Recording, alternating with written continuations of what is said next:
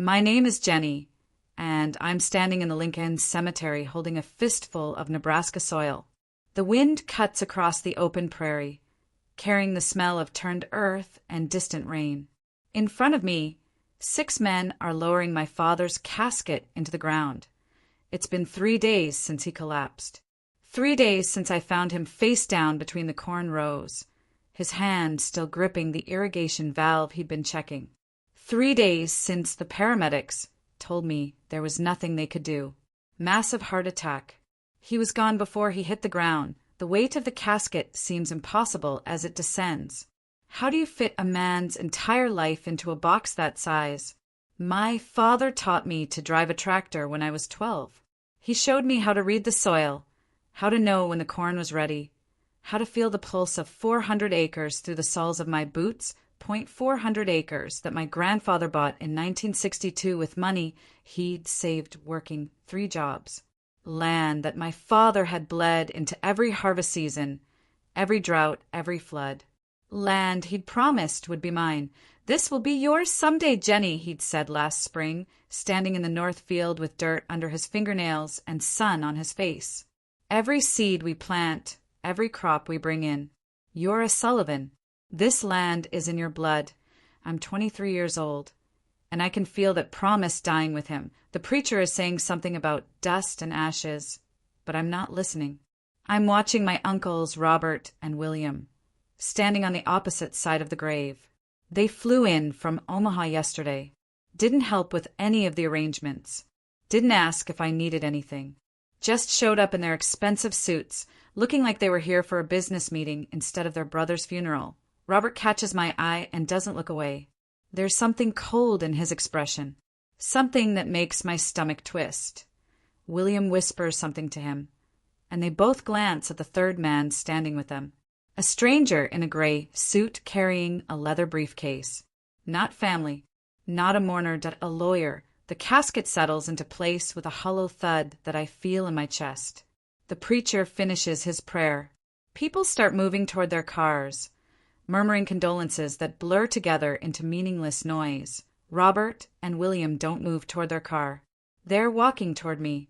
The lawyer follows. 2 weeks had passed since the eviction. 2 weeks since I'd driven away from the only home I'd ever known with nothing but my truck and a key that Mrs. Chun had pressed into my palm.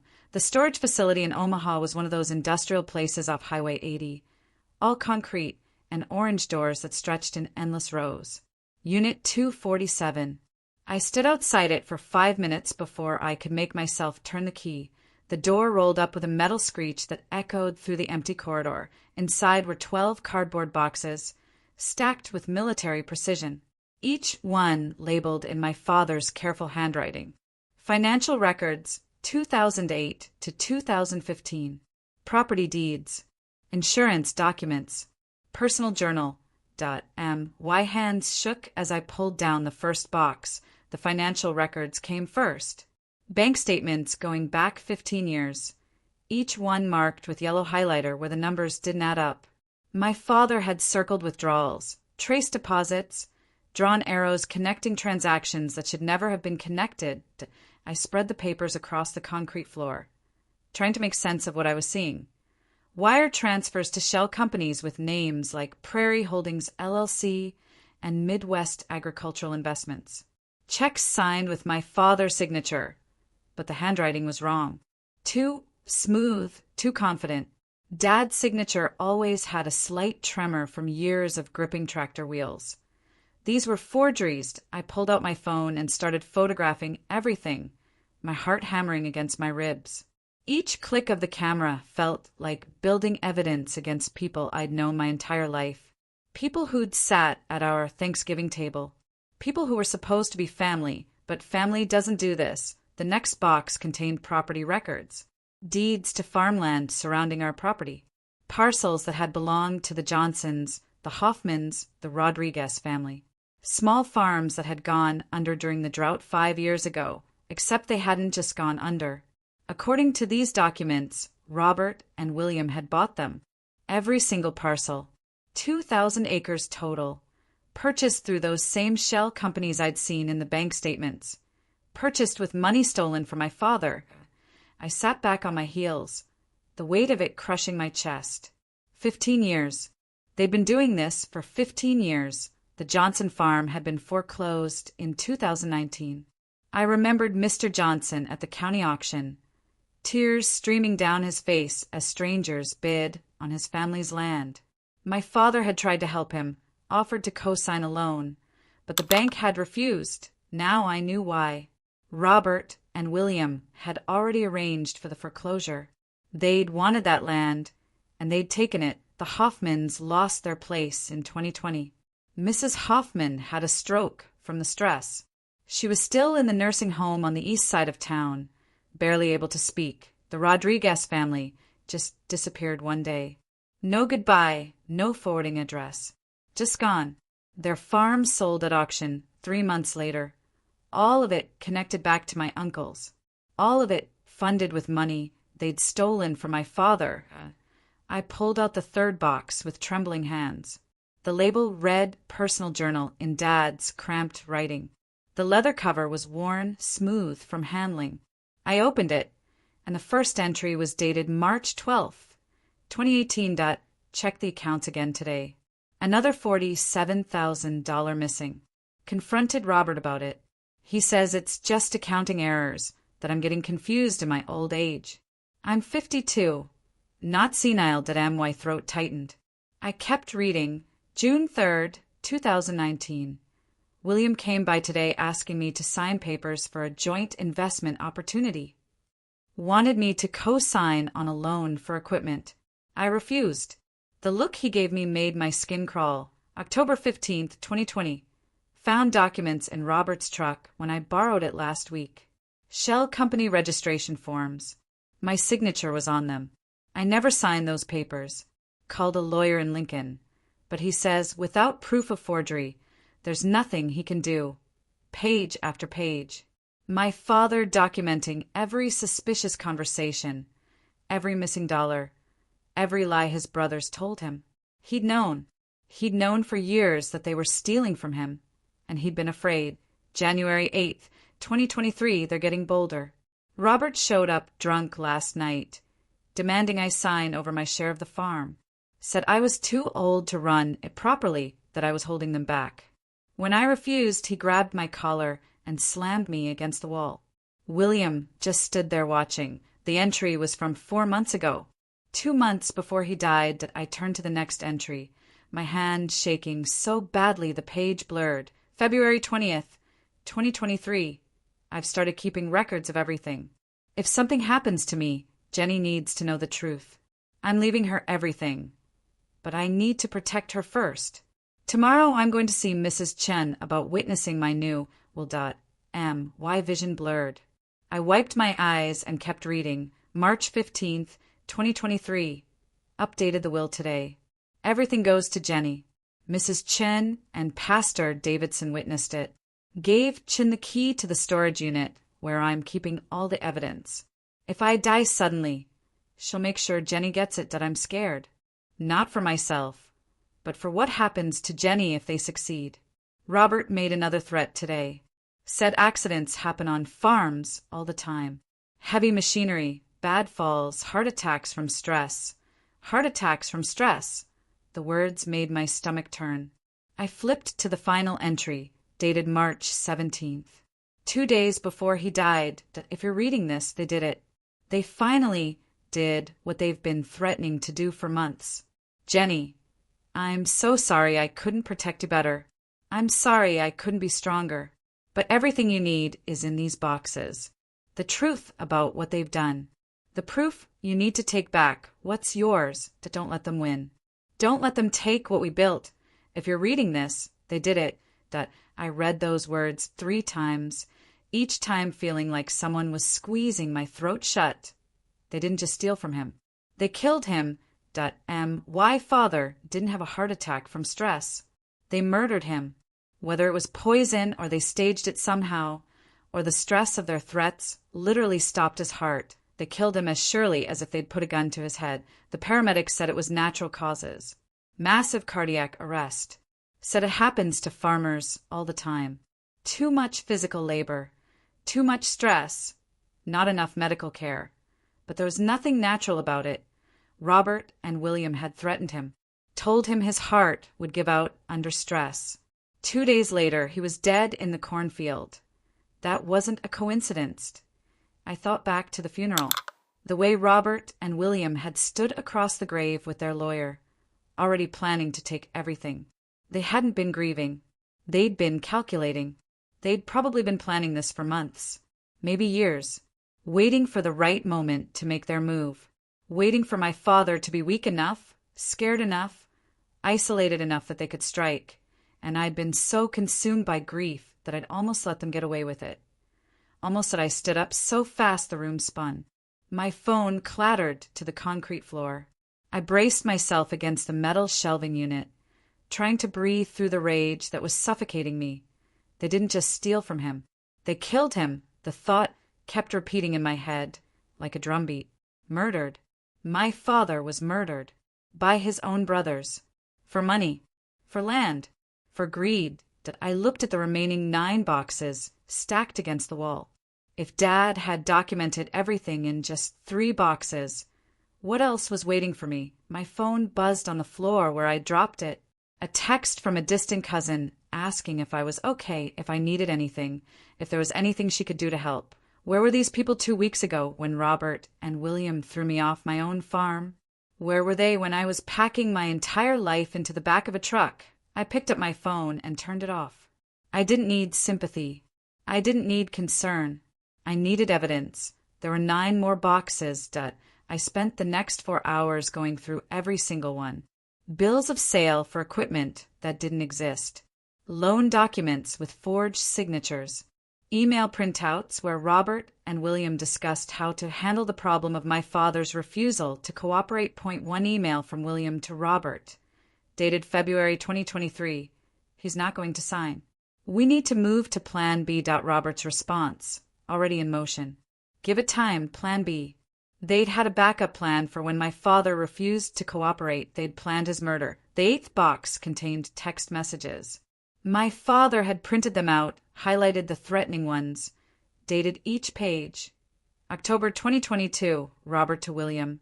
He's becoming a liability. We can't let him ruin this. January 2023, William to Robert. Taking care of things permanently is the only option now. February 2023, Robert to William. It'll look natural. Farm accidents happen every day. Taking care of things permanently. It'll look natural they'd discussed killing him. In writing. They'd been stupid enough, arrogant enough, to put it in text messages that my father had somehow managed to save. The 9th box had more property records, more forged documents, more evidence of the systematic theft that had been going on since 2008.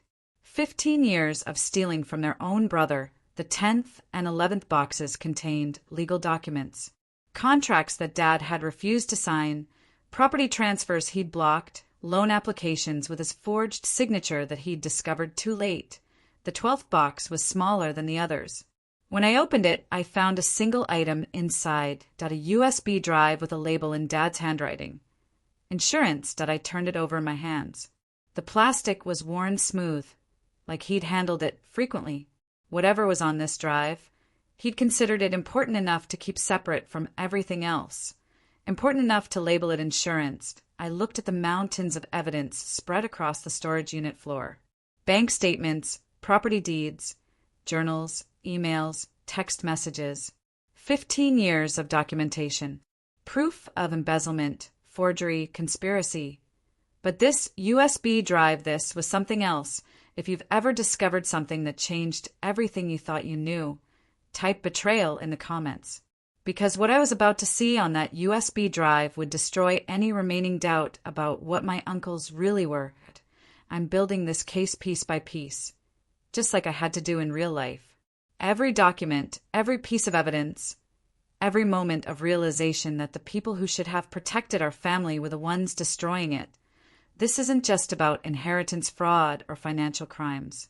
This is about 2 men who decided their brother's life was worth less than the money they could steal from him. Hit that subscribe button if you want to see how this ends. Because trust me, What happens when I finally confront Robert and William with all of this evidence in front of everyone who matters is going to be worth the wait. I'm Jenny, and this is Revenge with Alice. Sometimes the only way to honor the dead is to make sure the guilty pay for what they've done. Now let me show you what was on that USB drive that I disappeared. Not dramatically. Not with some grand announcement. I had just stopped existing in Lincoln. Stopped answering calls from distant relatives who suddenly cared about my well-being. Stopped checking the local news sites that ran stories about the Sullivan Farm's new ownership.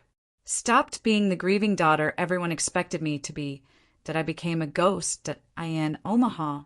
I rented a studio apartment in a building where no one asked questions. 400 square feet with a window that looked out at a brick wall. The furniture came from Goodwill, a table with uneven legs, 2 mismatched chairs, a lamp that flickered when you turned it on. My bed was a mattress on the floor. I didn't care. I wasn't there to build a life. I was there to build a case. The paralegal position at Henderson and Associates wasn't glamorous. I filed documents, organized discovery materials, ran background checks, but it gave me access to legal databases and taught me how prosecutors think, how they build timelines, how they turn scattered evidence into airtight cases. Every night after work, I spread Dad's documents across my apartment floor and got to work. The USB drive sat on my kitchen counter, still unopened. I knew what was on it, the security footage from Dad's office, the threats, the evidence that would prove murder. But I needed to understand everything else first. The embezzlement, the forgeries, the systematic theft. I needed to know exactly what Robert and William had done before I could prove they'd killed my father to cover it up. I started with a notebook, drew a timeline on the first page, starting in 2008. That's when the first suspicious transaction appeared in Dad's bank statements. 15 years ago, that I was 8 years old when they started stealing from him. Every night, I worked until 2 or 3 in the morning. My neighbors probably thought I was losing my mind, the girl who never spoke to anyone, who came home after dark and sat on the floor surrounded by papers until dawn. Maybe I was losing my mind, but I was also gaining something else. Clarity, purpose, a reason to keep breathing when grief threatened to suffocate me. My phone would buzz occasionally. Texts from people back in Lincoln asking where I'd gone, if I was okay, if I needed help. I never responded. The attorney who'd handled Dad's estate paperwork, the real one, not Dennis Kruger, left 3 voicemails asking if I'd considered contesting the will. Said it seemed irregular. Said he'd be happy to look into it for me. Deleted the messages. He meant well, but he didn't understand what I was dealing with. This wasn't about contesting a will. This was about exposing murders. By the end of my first month in Omaha, I documented every suspicious transaction in Dad's accounts, photographed every forged signature, created a database of shell companies and traced their connections to Robert and William. But documentation wasn't enough. I needed verification. I needed proof that would hold up in court, that I needed to become my own investigator. First, I verified every single bank statement. I called the banks one by one, pretending to be settling my father's estate. Confirmed account numbers. Requested transaction histories. It took 3 weeks of phone calls during my lunch breaks, speaking in quiet tones in the parking lot behind the law office. The bank representatives were sympathetic. "I'm so sorry for your loss, Miss Sullivan. Let me pull those records for you." Each confirmed transaction was another nail in Robert and William's coffin. Wire transfer to Prairie Holdings, LLC, March 2015, $63,000. Confirmed, check to Midwest Agricultural Investments, August 2017, $82,000. Confirmed, withdrawal marked equipment purchase, January 2020, $94,000. No equipment ever bought. Confirmed that by the time I finished, I had documented $847,000 stolen over 15 years. $847,000. That was the price they'd put on their brother's life. The signature analysis was harder. I needed a handwriting expert, but those cost money I didn't have. My paralegal salary barely covered rent and food. I was surviving on instant noodles and the free coffee at work.so. I spent 2 weeks in the Lancaster County Records office, pulling every document Dad had ever signed. Loan applications from when he'd expanded the farm in 2005. Property transfers when he'd inherited from my grandfather. Business licenses. Tax returns. Equipment purchases. I built a catalog of his real signature. Photographed it from 20 different angles, in different lighting with different pens. Documented the slight tremor in his hand that came from years of gripping tractor wheels and hauling equipment. The woman at the records office started recognizing me. Back again, Jenny? Just tying up some loose ends, I'd say. She didn't need to know I was building a murder case. When I finally compared Dad's real signatures to the ones on the shell company documents, the differences were obvious. The forged signatures were too smooth, too confident. The letters were formed differently. The spacing was wrong. They weren't even close. I photographed the comparison, side by side. Made notes on every discrepancy. Highlighted the differences that even someone without expertise could see. The real was my next target. Carol Whitmore lived in a retirement community on the east side of Lincoln. I called her on a Saturday morning, introduced myself, and asked if I could visit. Her voice on the phone was warm, immediately sympathetic. Oh, Jenny, I've been thinking about you. Come by whenever you'd like. Her apartment was small but comfortable, filled with photos of grandchildren and the smell of fresh coffee. She poured me a cup and sat across from me at her kitchen table. I knew your father for 30 years through church, she said. Good man. One of the best. Mrs. Whitmore.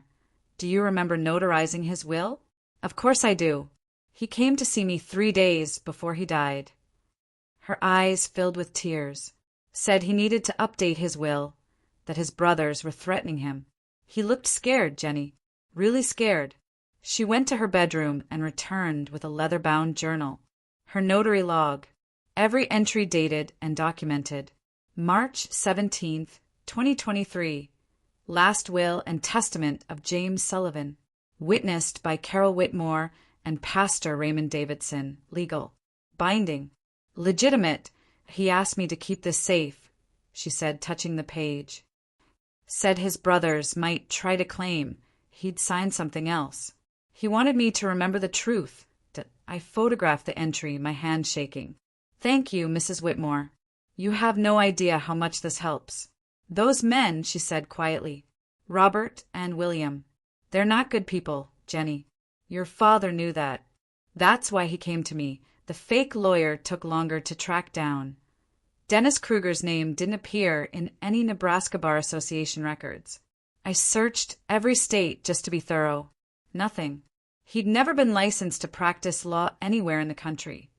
But his name did appear in the University of Nebraska yearbook from 1995. I found it in the public library, sitting on the floor in the reference section after work. Page 157, fraternity photos. There he was, Dennis Kruger, standing next to Robert Sullivan, both of them drunk at some party, arms around each other's shoulders, roommates, best friends, conspirators. His LinkedIn profile listed him as a business consultant. His Facebook page was full of photos, fishing trips, golf outings, vacation shots. In one photo from January 2023, just 2 months before Dad died, Dennis and Robert stood on a dock, holding up fish and grinning at the camera that they'd been planning this for months. Maybe years. The announcement appeared in the Lincoln Journal-Star in April. Sullivan Brothers announce major land sale. I read the article 3 times, my coffee going cold in my hand. Robert and William had negotiated a deal with Heartland Development Corporation. The farm plus the 2,000 acres of surrounding land they'd stolen. Sale price, $8.7 million. Closing date, September 15, th. 6 months away. The article included quotes from Robert about honoring their family's legacy and ensuring the land's future. He talked about economic development and job creation, about building something bigger than one family's farm. He didn't mention the families they'd destroyed to assemble that land package. The Johnsons, the Hoffmans, the Rodriguez family. All those small farms foreclosed on and bought up through shell companies that I started digging into Heartland Development Corporation. Within a week, I'd found 3 other deals in the past decade where small family farms had been bought under suspicious circumstances. Forged documents that appeared in probate proceedings. Signatures from deceased relatives that somehow showed up on property transfers. Legal processes that moved too fast to be legitimate. One case in Iowa. Another in South Dakota, a third right here in Nebraska, just 50 miles from Lincoln, each time the same pattern. Small family farms in financial trouble, sudden foreclosures, property snapped up by development companies, and somewhere in the background, shell companies with generic names funneling money through the system. This wasn't their first time. Robert and William had a system. They'd been doing this for years, possibly decades. My father wasn't their first victim. He was just the one who'd refused to cooperate, the one who'd kept records, the one who'd threatened to expose them as, oh, they killed him. The development deal gave me something crucial, a deadline. September 15th. That's when Robert and William would cash out, when they'd take their $8.7 million and disappear into comfortable retirement, leaving a trail of destroyed families behind them. That I had 5 months to stop them, 0.5 months to build a case strong enough to put them in prison, 0.5 months to make sure my father's death wasn't meaningless. I worked 16-hour days. Got to the law office at 6 in the morning, left at 6 at night, then went home and worked on Dad's case until midnight. Sometimes later, my apartment floor became a command center, documents organized by year, evidence cataloged by type, timelines mapped on poster board, taped to the walls. MY boss at Henderson and Associates noticed. Jenny, you look exhausted. Is everything okay? I'm fine, I lied.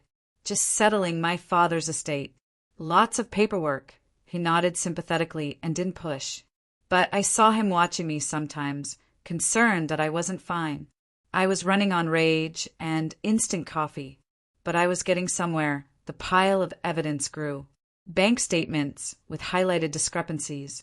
Property records showing the pattern of theft. Email printouts where Robert and William discussed handling problems and ensuring cooperation. Text messages that stopped just short of explicit murder confessions but came close enough to be damning. Every night I added another piece to the puzzle. Another connection between shell companies. Another forged signature documented and photographed. Another victim family identified and researched. The timeline on my wall stretched from 2008 to 2023. 15 years of systematic crime, all leading to one conclusion. When my father refused to cooperate, they killed him. But I knew documentation wasn't enough. I could have every forged signature in the world, every suspicious transaction, every threatening message. Without official backing, Robert and William would just claim I was a grieving daughter making accusations I couldn't prove. I needed federal help. The thought terrified me. What if the FBI didn't believe me?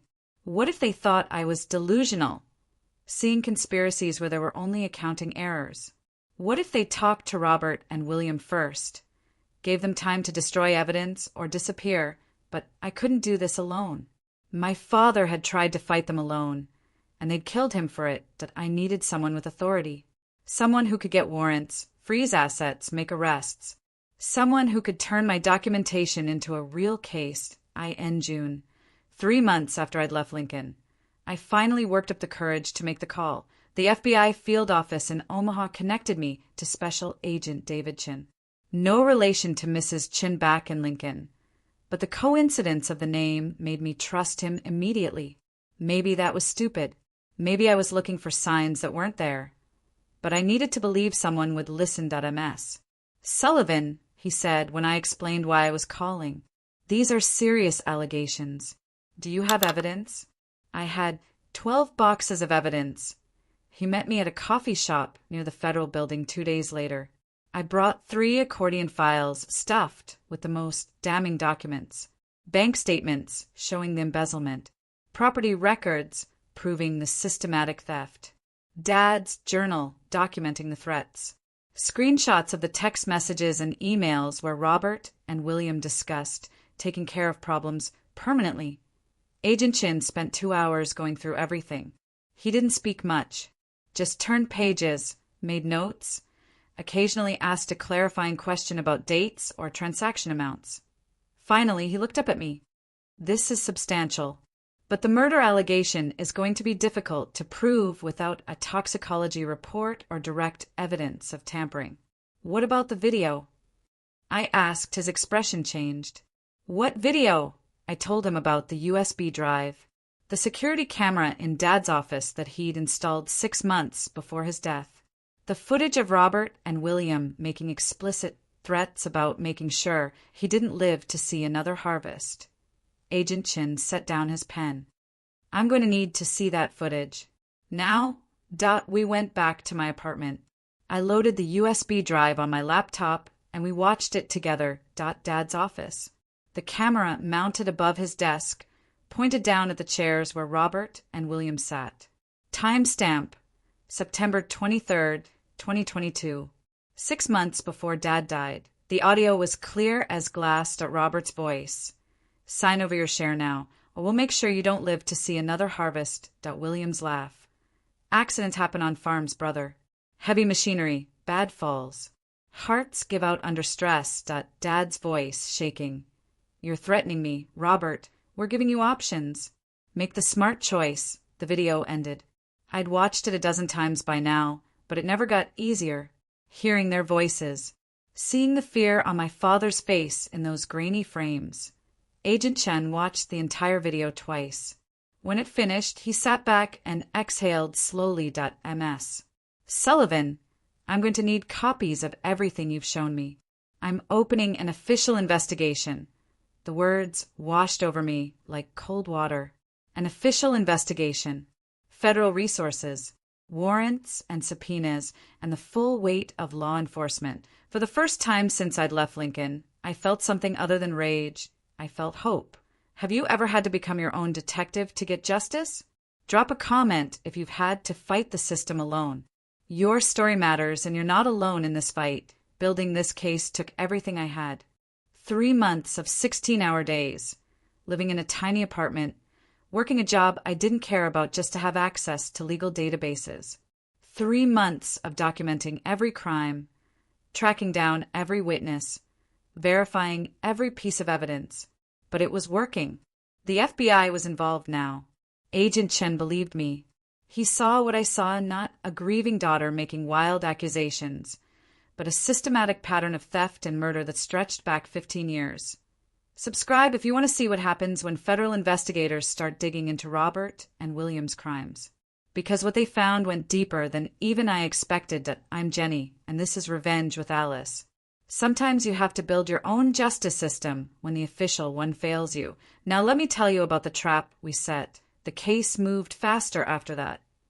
Agent Chen brought in a forensic accountant who confirmed the embezzlement within 3 weeks. Her name was Rebecca Torres, and she sat in my apartment going through Dad's bank statements with the kind of focused intensity one recognized in myself. $847,000 over 15 years, she said, circling numbers on her notepad. Wire transfers, forged checks, fraudulent loan applications. This is textbook financial elder abuse combined with conspiracy to defraud. She looked up at me. Your father documented everything perfectly. Did he have accounting training? No, I said. He just knew something was wrong and started keeping records. Smart man. These records are going to send your uncles to prison. A handwriting expert named Dr. Patricia Wu examined the forged signatures next. She spread Dad's real signatures and the shell company forgeries side by side on my kitchen table, using a magnifying glass and specialized lighting. The tremor here, she said, pointing to one of Dad's real signatures. This is consistent with peripheral neuropathy or repetitive strain injury, common in people who do manual labor. She moved to the forged signatures. These are too smooth, too confident. Whoever forged these signatures didn't account for the natural variations in your father's handwriting caused by his physical condition. Can you testify to that in court? Agent Chin asked. Absolutely. These forgeries wouldn't fool a first-year handwriting student. The tech analyst was younger than I expected, maybe 30, with the kind of casual confidence that came from being very good at his job. He loaded the USB drive on his laptop and ran diagnostics on the video file. Original footage, he confirmed after 20 minutes. No editing, no manipulation. The metadata shows it was recorded on September 23, 2022, at 2:47 p.m. Timestamps are consistent with the camera system your father installed. He played the video again, this time with audio enhancement software that made Robert and William's voices even clearer. Sign over your share now, or we'll make sure you don't live to see another harvest. This is admissible, the tech analyst said. Clear audio, verified timestamp, no chain of custody issues since your father recorded it and gave it to you directly through a trusted third party. Agent Chin nodded. We have everything we need. Banking fraud, forgery, conspiracy, and now direct evidence of threats that preceded the victim's death by 6 months. Through June and July, the case built methodically. Federal investigators interviewed witnesses, subpoenaed bank records, tracked the shell companies back to Robert and William. Every piece of evidence I'd gathered was verified, documented, and prepared for prosecution. I kept working at Henderson and Associates, kept filing documents and running background checks and pretending my life was normal. Nobody at the office knew I was building a federal case against my own family. Nobody knew I spent every evening coordinating with FBI agents and forensic specialists. Y boss commented once that I seemed more focused, more driven than when I'd started. You're really finding your footing in this field, he said. If he only knew. From a distance, I watched Robert and William prepare for their victory. The Lincoln Journal-Star ran follow-up articles about the development deal. Robert gave interviews about honoring family legacies and building for the future. William appeared on local news talking about job creation and economic growth. They thought they'd won. They thought selling the farm was just a formality now, a public celebration of their successful theft. They had no idea what was coming to Mrs. Chin called me in early August. Jenny, she said, her voice urgent, you need to know what's happening at the farm. I pressed the phone closer to my ear. What is it? Your uncles are planning something. A big celebration. September 8th. They're inviting everyone, politicians, investors, press. They want to sign the sale papers in public. My stomach tightened. September 8th. That's 1 week before the closing date. They're making it into an event. White tents catering the whole thing. Robert was at the hardware store yesterday buying decorations. He told everyone within earshot that it's going to be the biggest celebration Lincoln has seen in years. They're going to make a spectacle of it, I said quietly. Their final victory. That's not all, Mrs. Chin continued. William was at the bank. I heard him telling the manager they're expecting over 100 guests. State representatives, business owners, the mayor. They want witnesses. They wanted to sell my father's farm in front of everyone who mattered, making it official, public, irreversible. A grand ceremony to celebrate stealing everything my family had built. Mrs. Chin, thank you. This is exactly what I needed to know. I hung up and immediately called Agent Chin. They're planning a public signing ceremony, I told him. September 8th. Over 100 guests. Politicians, press, investors. They're inviting everyone. There was a pause on the line. Then Agent Chin said, How fast can you move? How fast can you move? I asked. As fast as you need us to.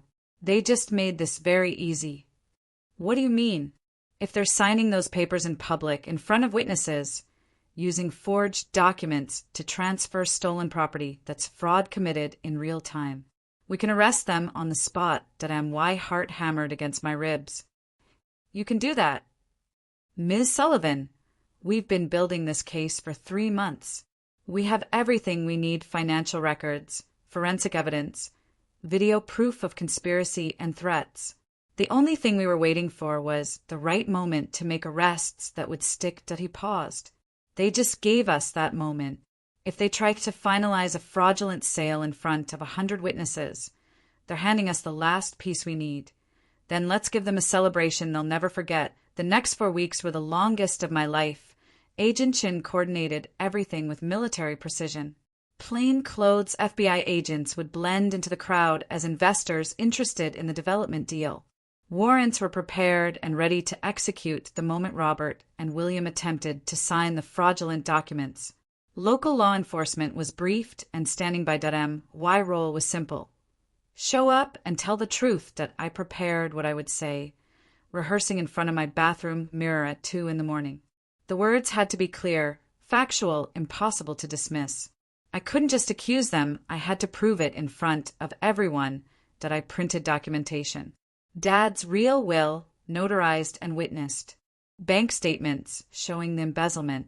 Property records proving the systematic theft. I made 3 copies of everything. Kept them in separate locations just in case. The video file was backed up on 4 different drives, and my hands didn't shake anymore. The grief that had consumed me 4 months ago had transformed into something else. Cold precision, calculated fury.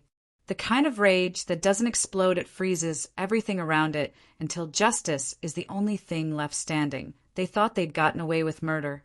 I was about to prove them wrong. The night before the celebration, I didn't sleep.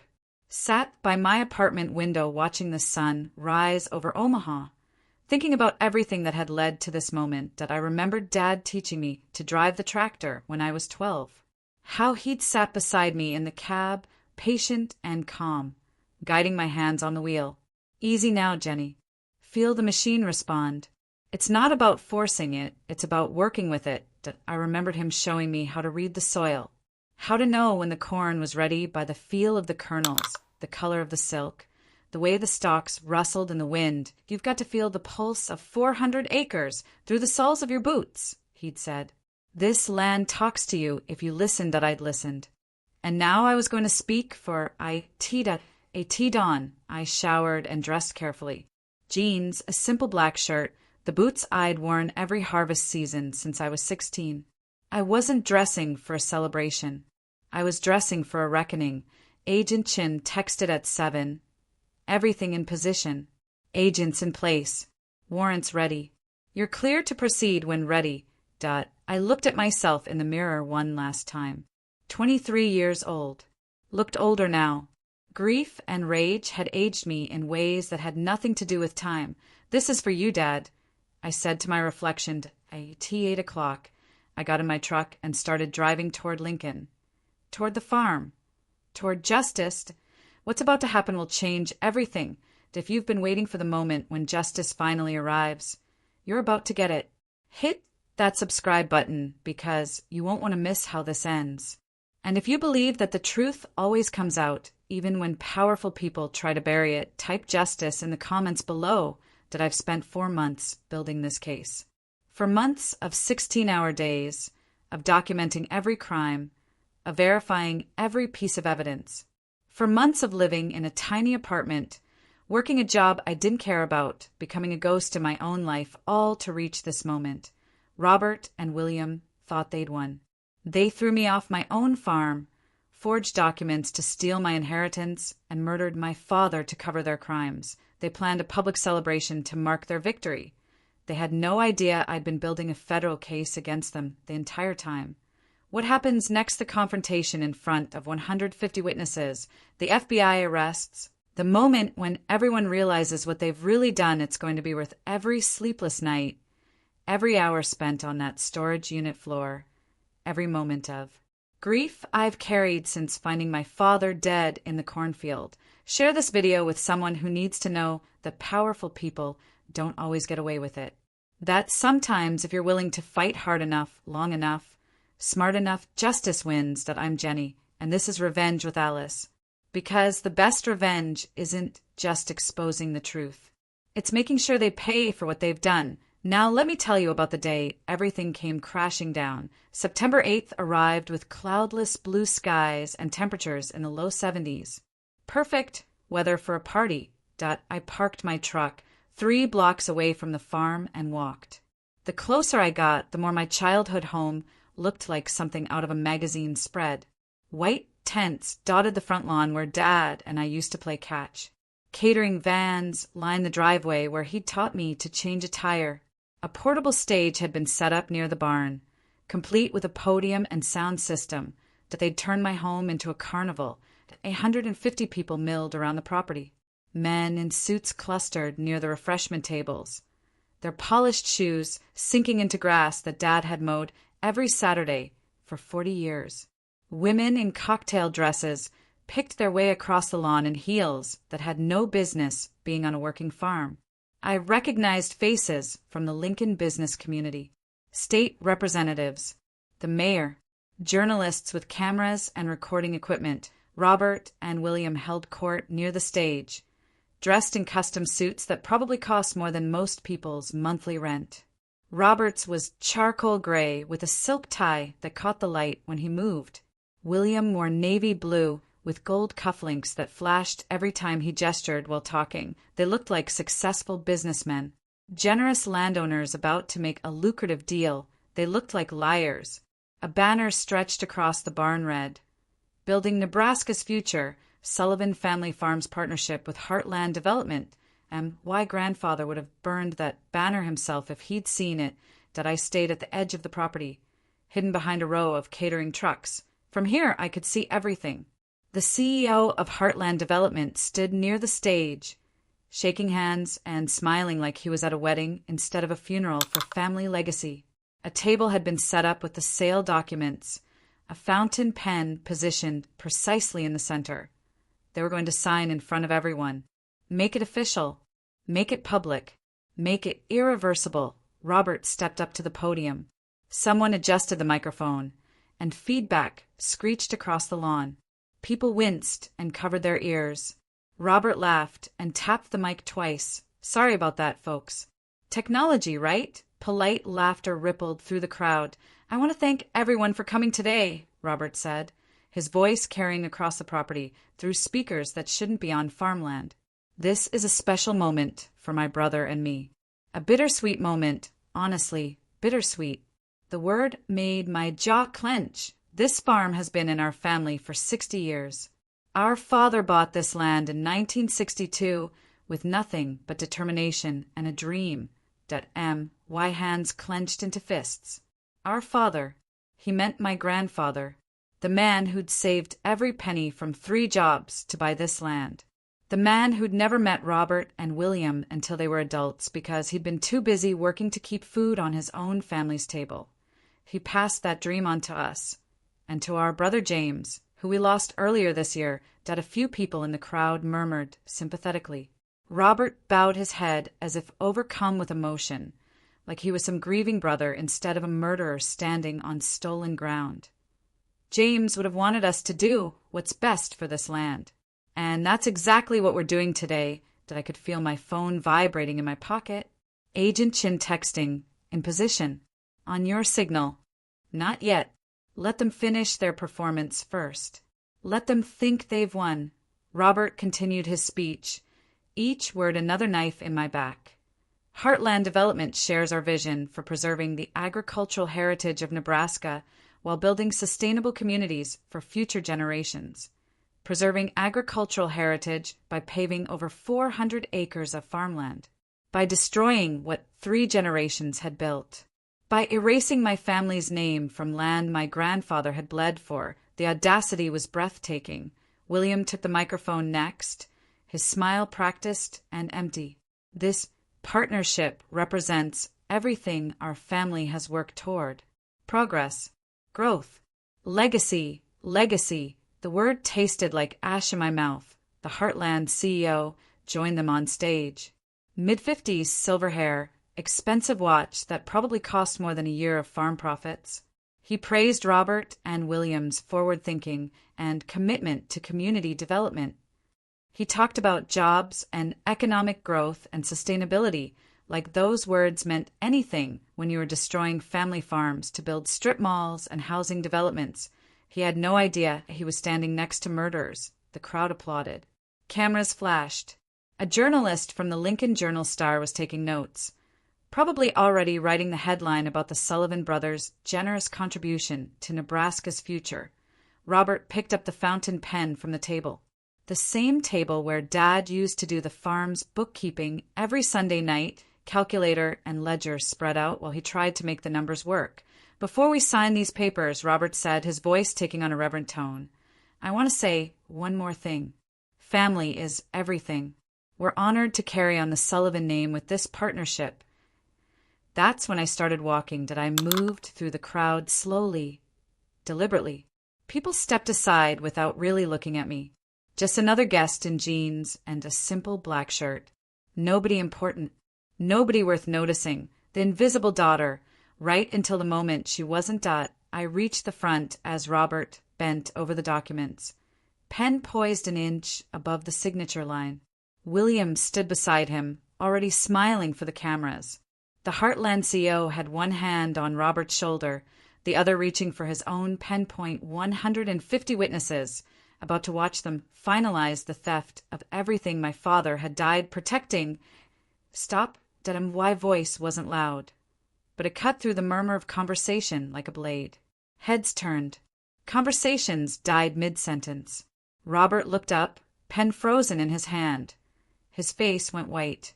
William saw me next.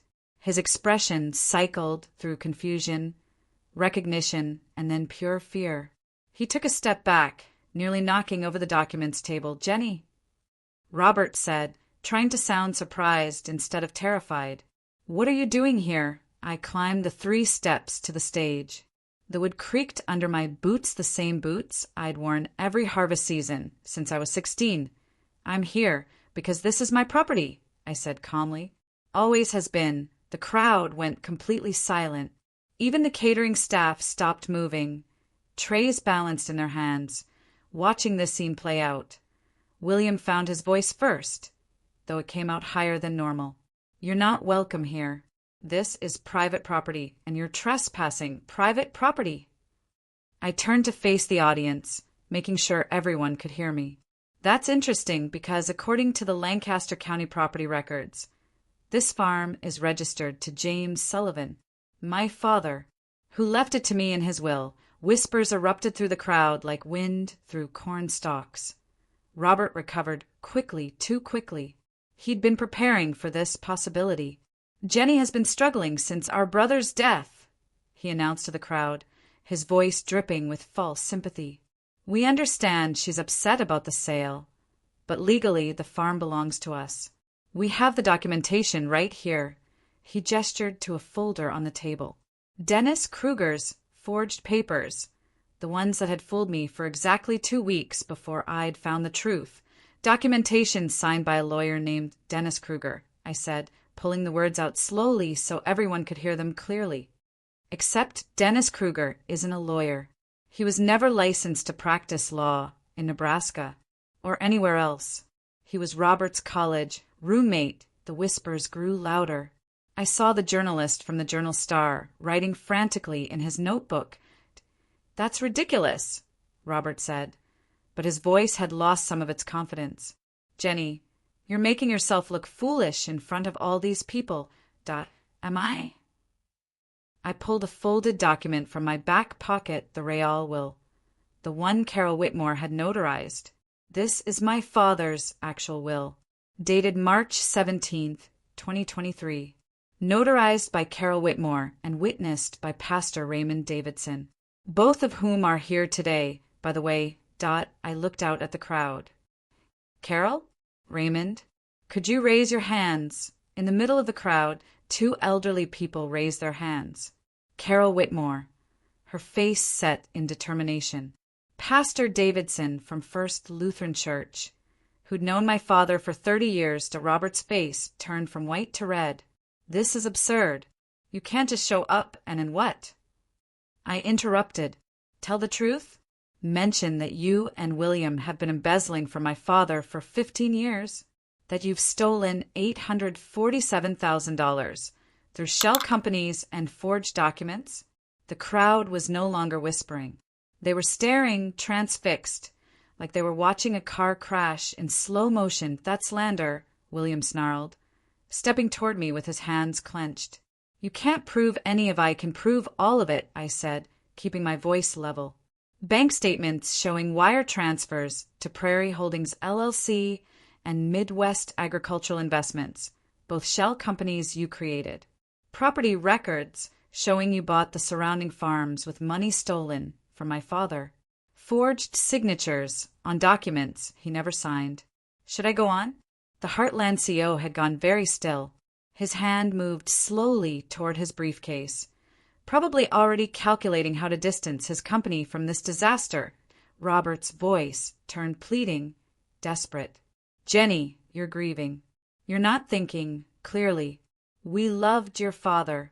We would never end you threatened to kill him. The words hung in the air like a death sentence. Nobody moved. Nobody breathed 0.6 months before he died. You told him to sign over his share of the farm or you'd make sure he didn't live to see another harvest. You said accidents happen on farms. Heavy machinery. Bad falls. Hearts giving out under stress. Robert and William stood frozen. All the color drained from both their faces. That's a lie, Robert whispered, but there was no conviction in his voice. I yes it? I pulled out my phone and held it up, so everyone could see. Because I have video. Security footage from my father's office. Time-stamped. September 23rd, 2022. 6 months before he died.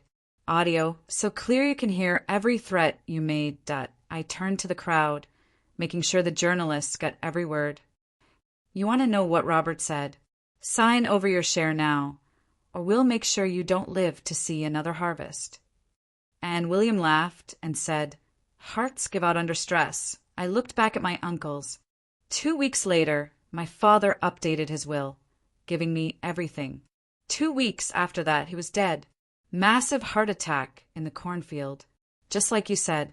Hearts giving out under stress that you're insane, William said, but his voice was shaking. I have 12 boxes of evidence, I continued. 15 years of documentation.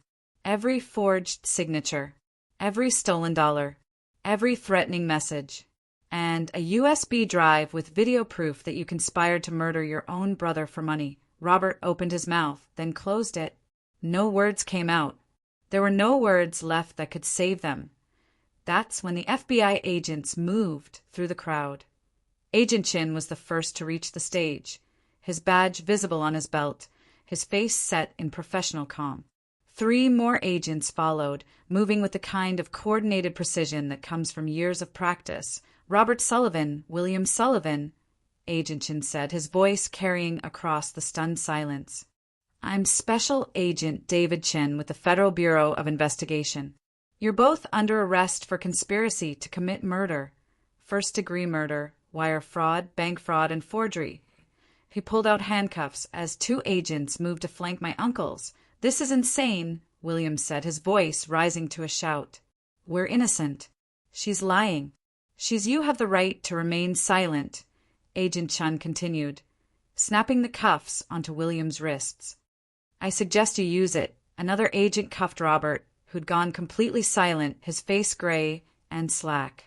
He looked 20 years older than he had 5 minutes ago. Press cameras were flashing rapidly now, journalists pushing forward to get better angles. Someone in the crowd was recording on their phone. The video probably already streaming live to Facebook or Twitter. The Heartland CO had backed away from the signing table. The documents forgotten, his expensive watch catching the light as he gestured urgently to his own lawyers. 150 witnesses watched as 2 men in custom suits, charcoal gray and navy blue, gold cufflinks, still gleaming, were led off the stage in handcuffs. Past the white tents they'd erected, past the banner about building Nebraska's future, past the catering tables and the champagne glasses and all the trappings of a celebration that would never happen.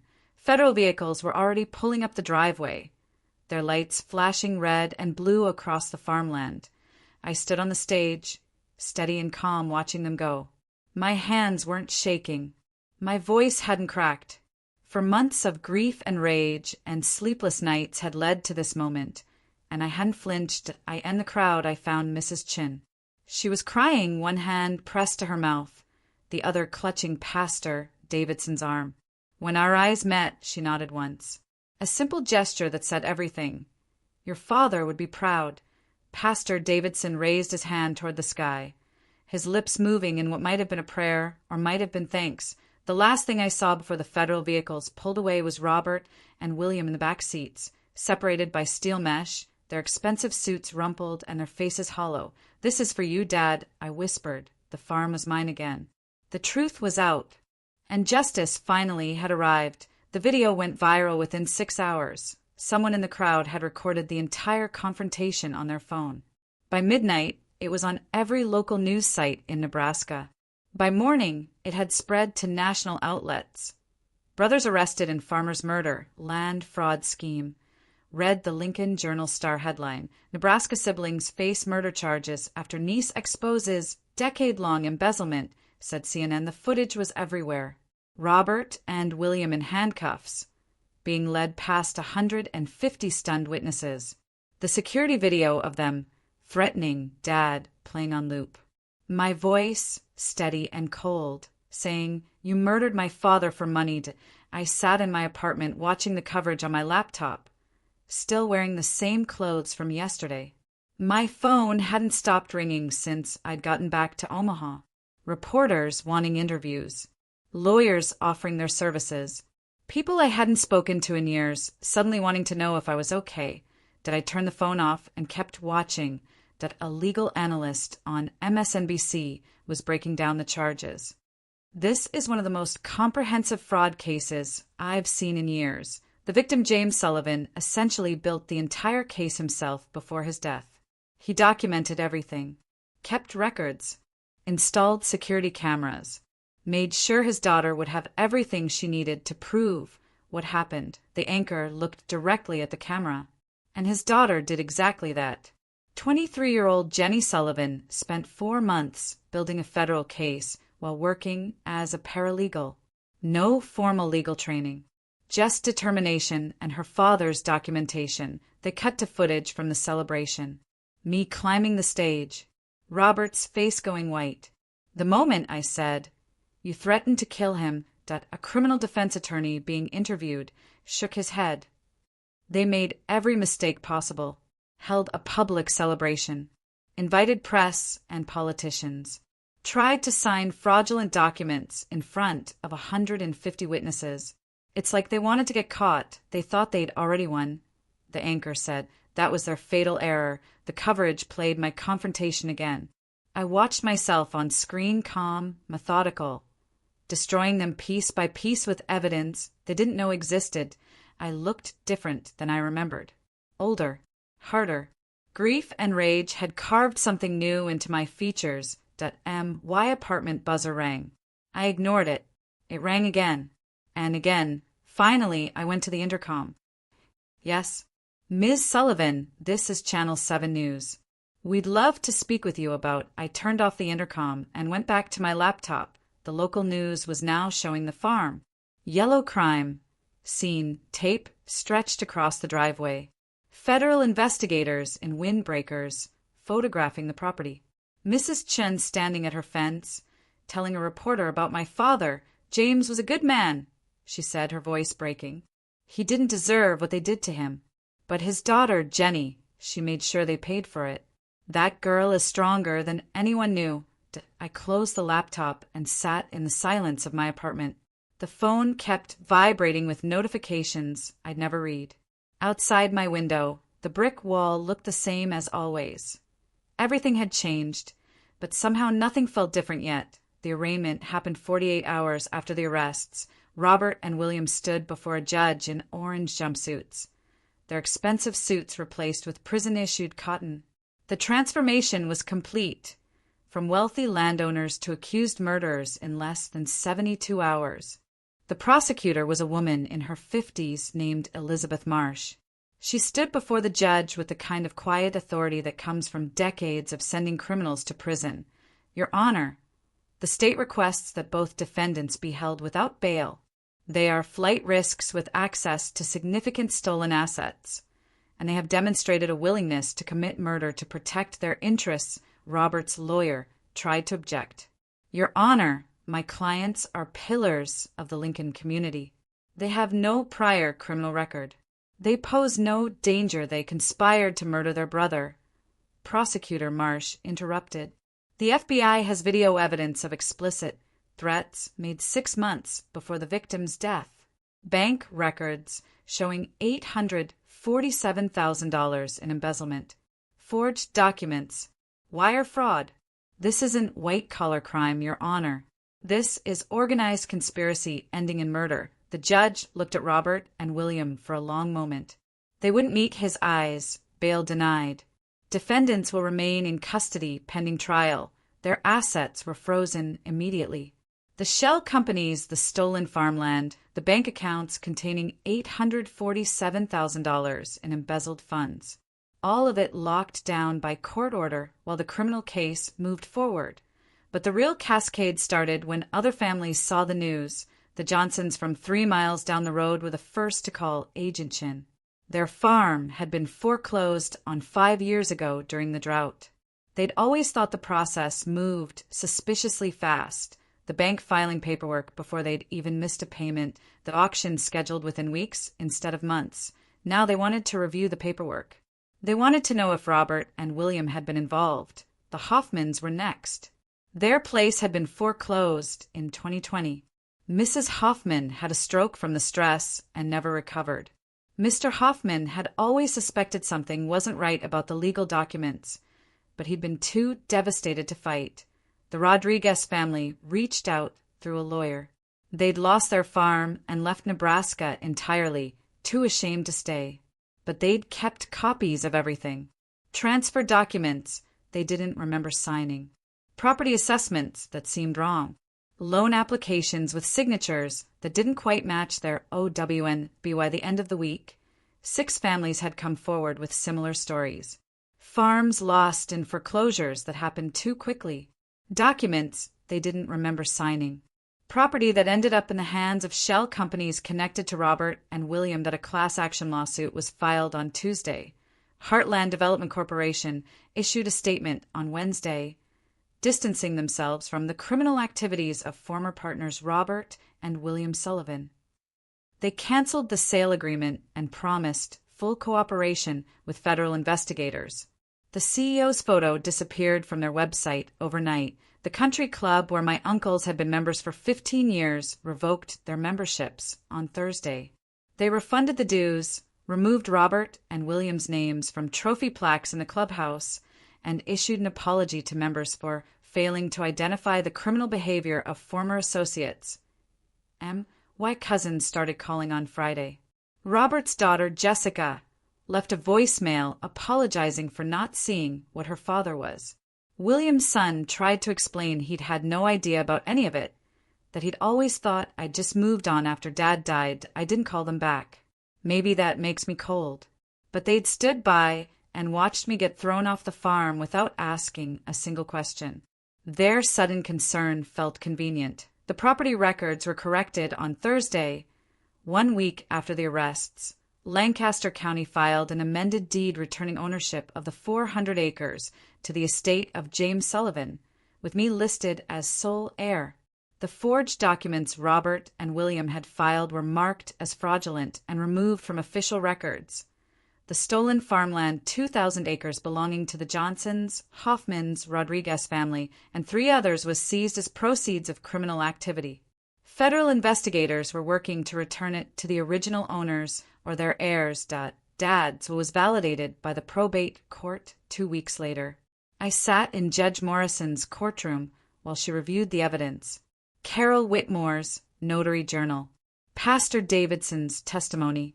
The documentation showing Dad had been of sound mind when he'd signed. This is one of the clearest cases of testamentary intent I've seen in 30 years, Judge Morrison said. Mr. Sullivan took extraordinary measures to ensure his wishes were documented and witnessed. He knew his brothers might challenge this will, and he protected his daughter's inheritance accordingly. This will is valid, and Ms. Sullivan is the rightful heir to the entire estate. The farm was officially mine. M.Y. Bossa Henderson and Associates called me into his office that afternoon. He'd seen the news coverage. Knew what I'd been doing all those nights. I'd claimed to be settling Dad's estate. "Jenny, I've been practicing law for 25 years, he said. "I've never seen anyone build a case like you did. Self-taught, working nights, going up against people who thought they'd gotten away with murder." He slid a letter across his desk. "A recommendation for law school. You have a gift for this. Don't waste it, Dot." I took the letter home and set it on my kitchen counter next to the deed to the farm. 2 pieces of paper that represented 2 different futures, the land my family had built for 3 generations, and a path forward into something new that I didn't know which one to choose yet. But for the first time since Dad died, I felt like I had choices instead of just obligations. Mrs. Chun came by my apartment that same evening with a casserole and an explanation I didn't know I needed. "Your daddy called me 2 weeks before he died," she said, settling into my second-hand chair. "Told me his brothers were threatening him. Asked me to watch out for you if anything happened. Said you were stronger than you knew, but you'd need help seeing it." Her eyes were wet. "I didn't know how to help until you came to me. Didn't know what he meant until I saw you packing that truck with your whole life falling apart around you. Then I understood. He knew you'd figure it out. He knew you'd fight. That I cried for the first time since the arrests. Not from grief or anger, but from the weight of understanding that my father had protected me even in death. He'd known what was coming. Known his brothers would kill him. Known they'd try to take everything. So he'd built a case I could use. Left me breadcrumbs. No, not breadcrumbs. He'd left me a map. A complete, detailed map to justice, the storage unit key, the documentation, the video footage, the witnesses who could validate his will. Every piece carefully placed so I'd find it when I needed it. He'd left me more than a farm. He'd left me a road map to justice. He was proud of you, Mrs. Chun said quietly. Always talked about how smart you were, how you could do anything you set your mind to. Said you had more strength in you than anyone realized. That I wiped my eyes. I didn't feel strong when I was packing that truck. Strength isn't always loud, Jenny. Sometimes it's just refusing to give up when everyone expects you to. The FBI finished their investigation in October. 6 months after I'd first called Agent Chin, he called with the final count. Conspiracy to commit murder, first-degree murder, embezzlement, wire fraud, forgery, and a dozen other charges I couldn't keep straight. The prosecutor says it's the most complete case file she's ever seen. Agent Chin told me, "Your father documented everything. You verified everything. We authenticated everything. They're looking at 25 years to life. Both of them." Trial was set for January. The preparation took 6 months. Prosecutor Marsh met with me weekly, going over my testimony, preparing me for what the defense would try. They'd attack my credibility, she explained. Say I was a grieving daughter who'd misinterpreted innocent business transactions. Say the video was taken out of context. Say Dad's journal was unreliable. Let them try, I said. That I testified for 3 days about finding my father in the cornfield, about the eviction, about the storage unit and the 12 boxes of evidence, about spending 4 months building a case while working as a paralegal. The forensic accountant explained the embezzlement scheme, how Robert and William had siphoned money through shell companies over 15 years, using forged signatures and fraudulent loan applications. The handwriting expert demonstrated the forgeries, showing the jury side-by-side comparisons of Dad's real signature and the forged versions. She pointed out the tremor in his actual handwriting, the smoothness in the fakes. The tech analyst authenticated the video footage, explaining how the metadata proved it was original and unedited. The jury watched Robert and William threaten my father, heard them laugh about hearts giving out under stress. Agent Chin detailed the federal investigation, how every piece of evidence I'd gathered had been verified and expanded, how the case had grown to include 6 other families they'd defrauded, how the pattern showed systematic criminal behavior spanning decades. The defense tried. They argued that Dad had been confused, that the signatures were real, that the threats were just heated arguments between brothers. But they couldn't explain the video. They couldn't explain the shell companies. They couldn't explain why two wealthy businessmen needed to steal from their brother if everything was legitimate. The jury saw through every lie. The trial ended 3 weeks ago. Robert and William were convicted on all counts. Conspiracy to commit murder, first-degree murder, embezzlement, wire fraud, forgery. The jury deliberated for 4 hours. That I wasn't surprised. The evidence was overwhelming. 15 years of documentation, video footage of explicit threats, testimony from forensic experts, FBI agents, and 6 other families they defrauded. The defense had nothing but excuses and denial. Sentencing happened 2 days after the verdict. The courtroom was packed: journalists, victims' families, people from Lincoln who'd known my father.